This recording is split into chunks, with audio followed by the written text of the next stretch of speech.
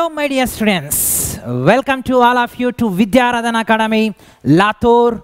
So in today's PYQ series, we are going to discuss, the topic is chemical kinetics. Okay beta, so let us start a PYQ series of chemical kinetics. Okay, तो पिछले 5 साल में इस पे questions कैसा है कि हमें डिस्कस करेंगे बेटा.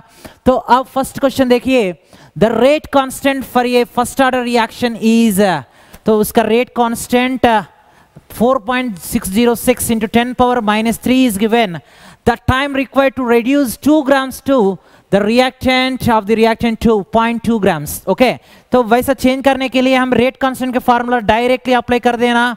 ओके, तो rate constant first order reaction का यही है बेटा, तो A0/A हो जाएगा, राइट. तो ये रेट कांस्टेंट का वैल्यू कितना है, 4.606 into 10 power minus 3. Okay, that is equal to 2.303. तो ये कैंसल होने जैसा ही दिया देखो. ओके, कैलकुलेशंस टफ नहीं दिया था, ओनली कैंसलेशन होने जैसा, ये 2 में कैंसिल हो जाएगा बोल के वैसा ही दिया देखो. और A0 value is initial concentration is 2 grams है और फाइनली 0.2 ग्राम्स है. तो ये concentration of A left after some time t, ये इनिशियल कंसंट्रेशन है रे.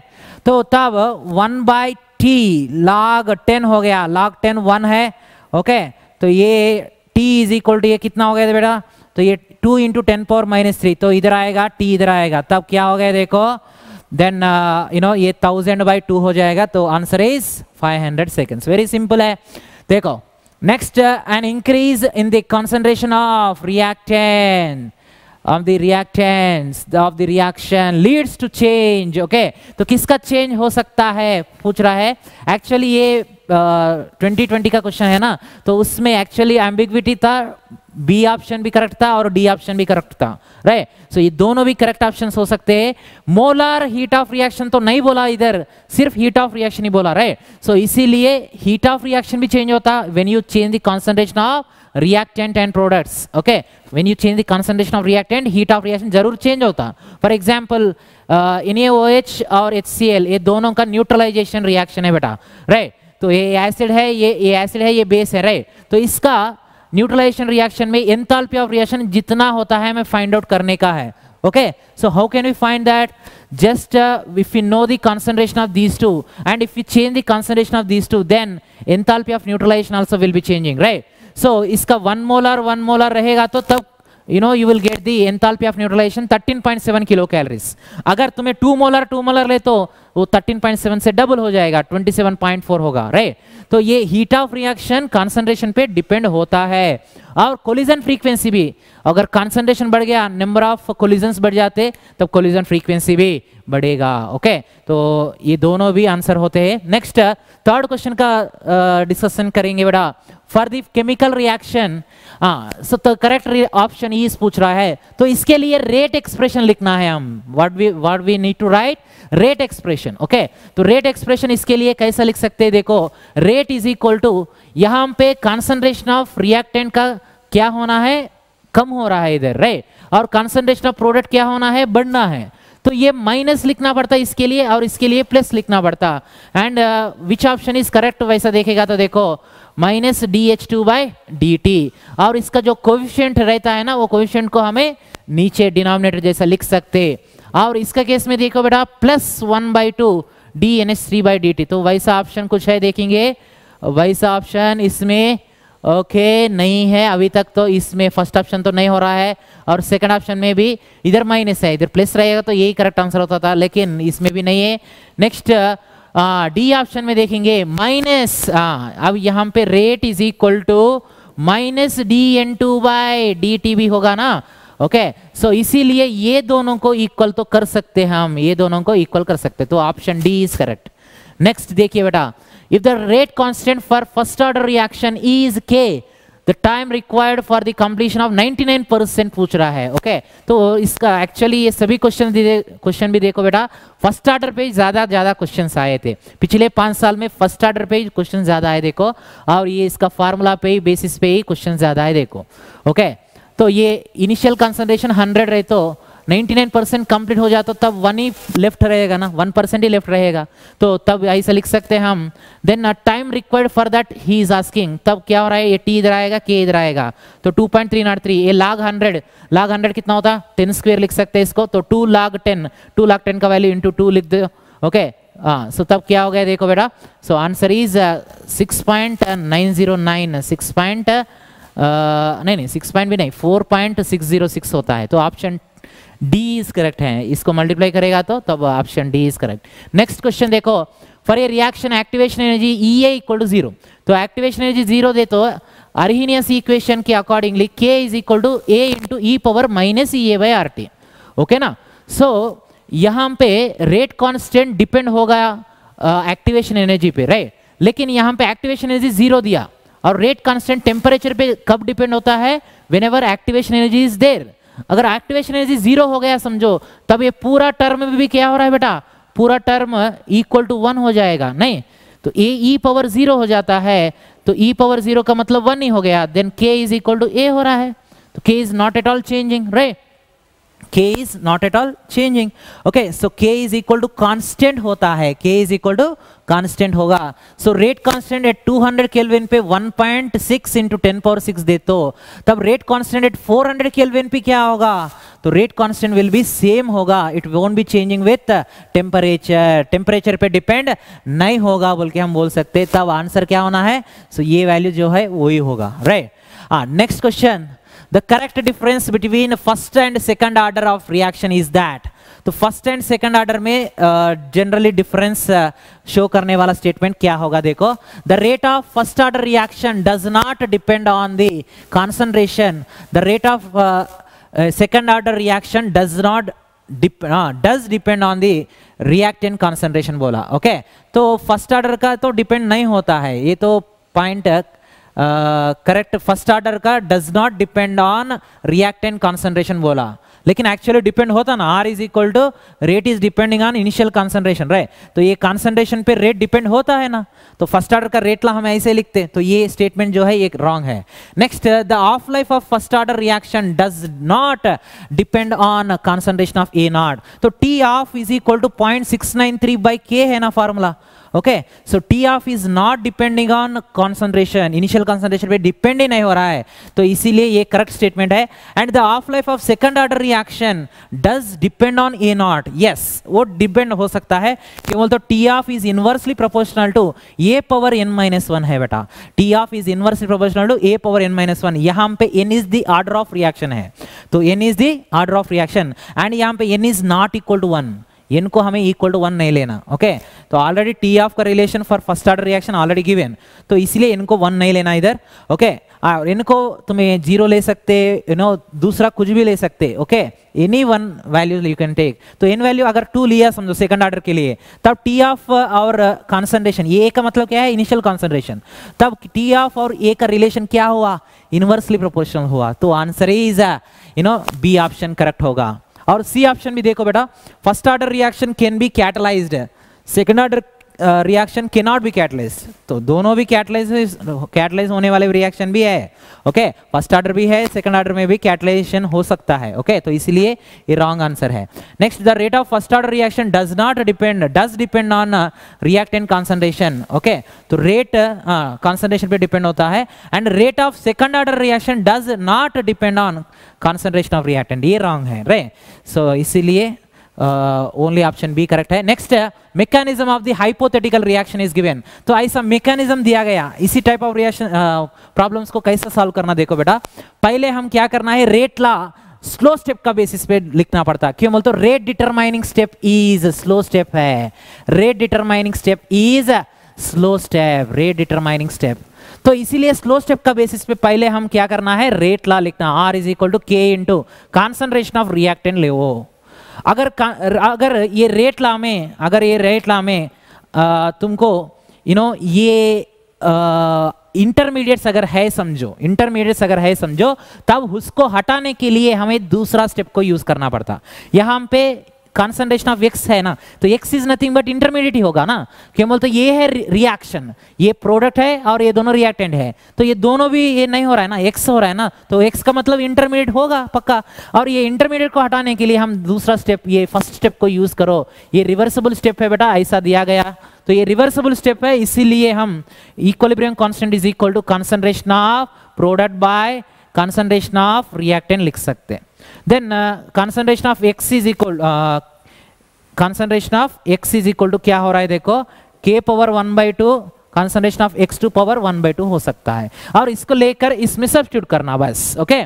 तो ऐसा सेकंड स्टेप का बेसिस पे हम, सॉरी फर्स्ट स्टेप का बेसिस पे हम क्या लिख दिए देखो, फर्स्ट स्टेप का बेसिस पे, ओके तो फर्स्ट स्टेप का बेसिस पे equilibrium constant is equal to concentration of product by concentration of reactant लिखे, तो लिख के हमें इसको लेकर किस में सब्स्टिट्यूट कर रहे हैं, कंसंट्रेशन ऑफ एक्स का जगह में, ओके हमें इसको लेकर इसमें सब्स्टिट्यूट करते, तो सब्स्टिट्यूट करेगा तो तब r is equal to k into k power 1/2 into x to power 1/2 y2 power 1 है, ओके। सो ये ऑर्डर ऑफ द रिएक्शन क्या हो जाता देखो, ये दोनों का ऑर्डर का सम हो जाता, नहीं तो 1 + 1/2 that will be 3/2, answer is 1.5, okay.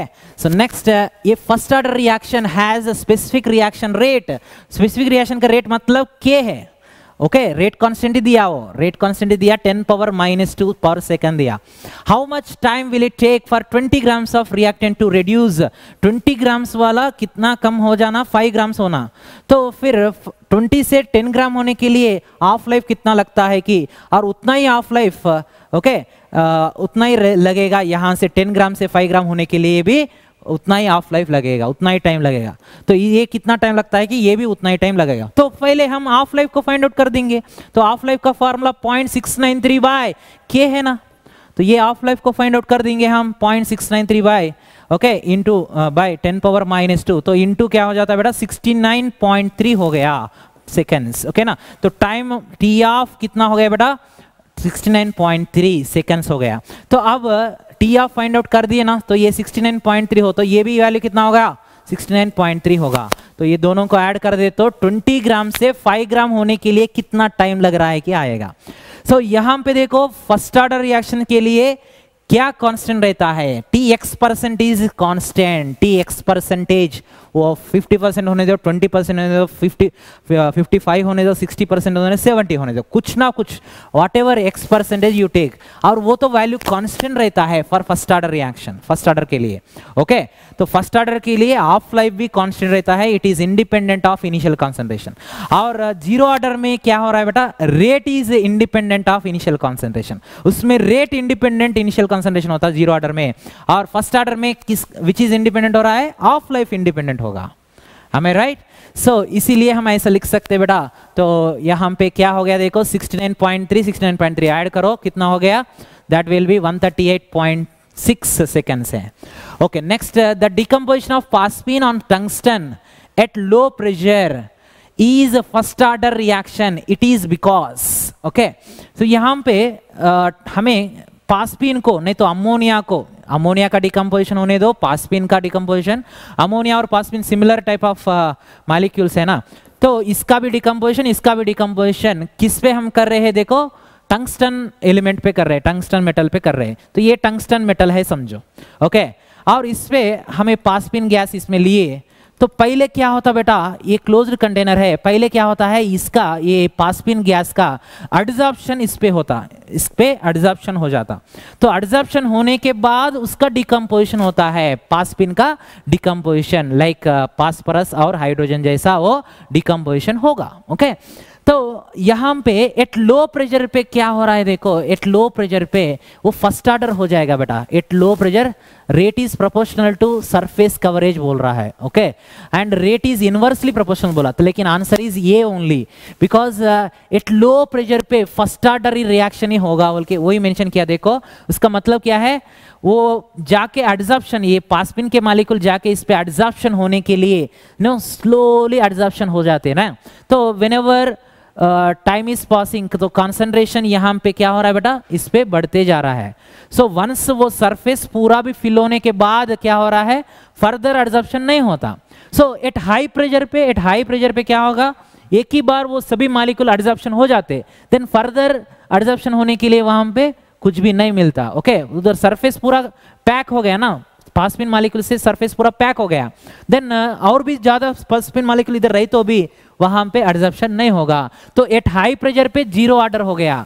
At high pressure पे कंसंट्रेशन पे डिपेंड ही नहीं हो रहा है ना, concentration of ammonia pass spin कितना भी रहने दो, तब उसका रेट ऑफ रिएक्शन क्या हो गया, is not at all changing. Rate of reaction का मतलब यहाँ पे पास spin is becoming phosphorus and hydrogen बेटा। ओके, तो पास spin is becoming phosphorus and hydrogen. तो ये रिएक्शन है। तो ये रिएक्शन कब होगा, टंगस्टन के प्रेजेंस में होगा। तो ये टंगस्टन कैटलिस्ट जैसा यूज होता है। तो कब, तब ये कैटलिस्ट का मतलब क्या है बेटा, ये पास स्पिन को ये प्लेस दे रहा है उस पे एडजॉर्प्शन होने के लिए। तो उस पे एडजॉर्प्शन हो जाए तो ही तब पास स्पिन का डिकम्पोजिशन आसान से हो जाएगा। ओके, हाँ, तब वो पास स्पिन का एडजॉर्प्शन एट लो प्रेशर पे स्लोली होता रहता। Then whenever concentration is more, then rate of adsorption also will be more. So whenever concentration of पास spin is you are increasing, then rate of reaction also is increasing, right. तो इसीलिए लो pressure पे वो क्या हुआ बेटा, first order हो गया। लेकिन वेरी हाई प्रेशर पे क्या होता है, तो ये पास स्पिन के मॉलिक्यूल सभी भी इस पे एडजॉर्प्शन हो जाते। तो एक लेयर बनेगा, इस पे एक लेयर बनेगा ऐसा। ओके, एक लेयर बनने के बाद ओके, तब इसमें यहाँ पे पास स्पिन के मॉलिक्यूल रहेगा तो भी वो फर्दर एडजॉर्प्शन नहीं होता। तो even though you are increasing concentration here, पास स्पिन का कंसंट्रेशन इंक्रीज कर तो भी रेट चेंज नहीं होता। क्यों बोलते हो, वो पास स्पिन मॉलिक्यूल एडजॉर्प्शन नहीं होते ना, ऑलरेडी जो एडजॉर्ब हो गए वो ही रहते ना। तो तुम्हें इंक्रीज कर तो भी कंसंट्रेशन ऑफ पास स्पिन यहाँ पे इधर पे ये प्लेस में इंक्रीज कर तो भी, तो वो रेट ऑफ रिएक्शन चेंज नहीं हो रहा है। तो rate is independent of concentration. वो किस में होता है, जीरो ऑर्डर में। तो समझ में आ गया ना बेटा। तो ये फर्स्ट ऑर्डर होता है लो प्रेशर पे। हाई प्रेशर पे यही क्या हो रहा है, देखो, that should be high pressure पे जीरो ऑर्डर हो गया। Next, the rate of first order reaction is given. Okay, so rate is given बेटा, R1 इज इक्वल टू 0.04 मोल पर लीटर पर सेकंड है एट 10 सेकंड्स पे। 10 सेकंड्स पे रेट इतना है। और R2 रेट 0.03 है मोल पर लीटर पर सेकंड है एट 20 सेकंड्स के टाइम में। ओके, रिएक्शन स्टार्ट होने के बाद 10 सेकंड्स के टाइम में रेट इतना है, 20 सेकंड्स के बाद रेट इतना है। तो after initiation of the reaction, okay, the half life period of the reaction, तो K को पहले फाइंड आउट करेंगे। K को कैसा फाइंड आउट करना, 2.303। यहाँ पे T2 माइनस T1 करना। ऐसा अलग अलग टाइम्स दे तो तब क्या करना बेटा, T2 माइनस T1 करना, इसके डिफरेंस लेना पड़ता। Then log, generally first order के लिए rate is equal to concentration को कैसा है बेटा, डायरेक्टली प्रोपोर्शनल है ना, rate is directly proportional to concentration. तो यहाँ पे इनिशियल कंसंट्रेशन बाय हमें क्या लेते हैं, ये नॉट बाय ये लेते हैं ना जनरली, राइट। तो इसके जगह में मैं क्या ले रहा हूं, देखो, R1 बाय R2 ले सकता ना मैं। ओके, R1 बाय R2 ले सकता हूं। क्यों बोलते हो, R is rate is directly proportional to concentration of reactant. Okay, इसीलिए हम ऐसा ले सकते हैं। ओके, सो तब क्या करो बेटा, ये दोनों को यहाँ पे सब्स्टिट्यूट कर दो, 0.04 बाय 0.03 सब्स्टिट्यूट करो। और T2 माइनस T1 का मतलब 20 माइनस 10, दैट विल बी 10 हो जाएगा इधर, और log 4/3 हो जाएगा। देन K को फाइंड आउट करो। K को फाइंड आउट करने के बाद T ऑफ 0.693 बाय K हो जाएगा। तो T ऑफ को फाइंड आउट करो बोला था, तो you will get the answer easily. तो ये आंसर आ जाएगा बेटा, देखो सॉल्व करके। Next, the final question is the addition of catalyst during the chemical reaction alters which of the following। तो catalyst generally क्या करता है बेटा, activation energy को change करेगा, right। तो catalyst के वजह से change होने वाला activation energy only, it is changing the path of reaction, right। catalyst क्या करेगा, पाथ ऑफ द रिएक्शन को चेंज करेगा बेटा। ओके ना। सो अब ये पिछले 5 साल में देखेगा तो क्वेश्चंस मेनली ज्यादा से ज्यादा डिपेंड हो गए थे फर्स्ट ऑर्डर रिएक्शन पे ही डिपेंड होके हैं, और ग्राफ्स पे कुछ भी क्वेश्चंस नहीं दिए बेटा। फर्स्ट ऑर्डर के, जीरो ऑर्डर के ग्राफ्स जो है उस पर क्वेश्चन एक भी नहीं दिए थे। ओके, और अरहीनियस इक्वेशन पे ज्यादा क्वेश्चन नहीं है। ओके, और कोलिजन फ्रीक्वेंसी, कोलिजन थ्योरी पे भी क्वेश्चंस उतना नहीं है। तो इसीलिए इस बार तुम्हें उसमें क्वेश्चंस एक्सपेक्ट कर सकते हैं। I hope so questions may be coming from that. Just what ever not covered you just focus on that. And chemical kinetics से इतने सारे 11 क्वेश्चंस आए पिछले 5 साल में, बोलते हर एक साल 2-2 क्वेश्चंस तो आ रहे हैं। इसका मीनिंग राइट, हर एक साल देखो बेटा 2-2 क्वेश्चंस तो मिनिमम आ सकते हैं। देखो, सो इसीलिए केमिकल काइनेटिक्स उतना you know don't think it is you know छोटा टॉपिक है बोल के छोड़ना बोल के मत सोचो। देखो 2020 में 2 क्वेश्चंस आए और वेरी इजी क्वेश्चंस, लेकिन इसमें एम्बिग्यूटी था, उसको दो को आंसर दिए थे। ओके, दोनों को आंसर दिए थे। नेक्स्ट 2019 में भी देखो 2 क्वेश्चन आए थे, तो इसीलिए बोल रहा हूं मैं 2 क्वेश्चंस तो जरूर आ रहे हैं इसमें से, तो जरूर you need to focus on this chemical kinetics and it is very very easy topic है। Chemical kinetics very very easy topic. तो what is order, what is molecularity and what are the differences between them if you know. Okay, and many questions will be solved okay based on this order के concept पे। Okay ना बेटा? So and pseudo first order पे उस पे भी question कुछ नहीं थे। Okay, so just go through all of those concepts whatever not covered in the previous years. Okay, so thank you, dhanyawad.